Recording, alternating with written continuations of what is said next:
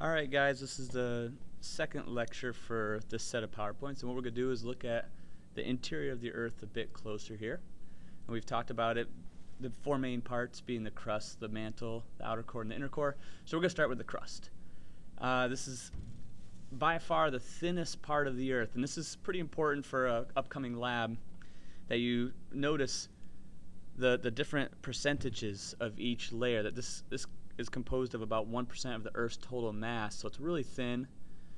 And the way we can tell that where it ends is by looking at those seismic waves, where they bend and where they reflect and refract as they move from an earthquake to wherever a seismometer might be. So when we look at the crust closely, we have two different layers, or two different categories, sorry, the continental crust and the oceanic crust. And continental is just all the crust that's on dry land. The oceanic is the crust that's underneath the ocean. And because it's underneath the ocean, all that heavy water on top is going to make it more dense. It's going to pack it down and make it not be quite as thick as it is on the continent. As you go to the bottom of the crust, though, there is this basically a line where the crust ends, the mantle begins. It is called the Mohorovičić discontinuity. If you can come into class and say that 10 times fast, bonus points. That's a good job. Moving on from there, we have the mantle. It's about 2/3 of the Earth's total mass, so much thicker. This is by far the thickest layer. And we're going to look in a second at how we can break up the crust and the mantle into two really, really important parts. We call them the lithosphere, which is the crust and the uppermost part of the mantle, and the asthenosphere, which is right below that. And we're going to talk about why those are important. And then we're going to look at the rest of the mantle underneath that, which we often just refer to as a lower mantle or the stiffer mantle, which makes up the majority of the mantle itself.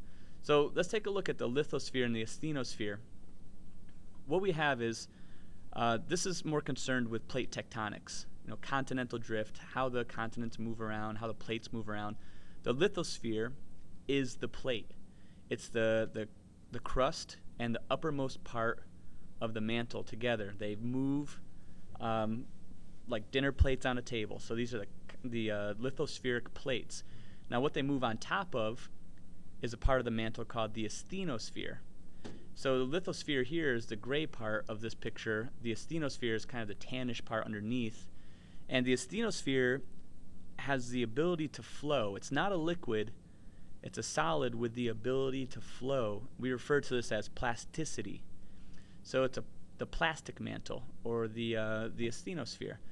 And so it flows very slowly, and the plates on top of it flow along with it, sometimes colliding into each other, sometimes pulling apart from each other. And we're going to look at that in more detail a little bit later when we talk about plate tectonics. So below that, we go to the core. We have the outer core and the inner core. And the way we know they're there, the way we know where the boundaries are by using those shadow zones we talked earlier about.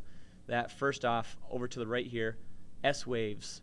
They can't go through the outer core because S waves only move through solids, and we know the outer core is a liquid.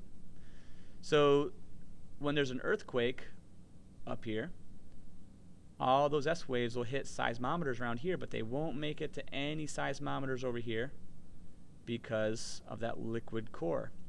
And with the P waves, when they come through, they get refracted, they bend, so you get these small shadow zones here. So if you do earthquakes all around the Earth and record this data from all different seismometers around the Earth, you end up getting a good outline of the outer core and the inner core.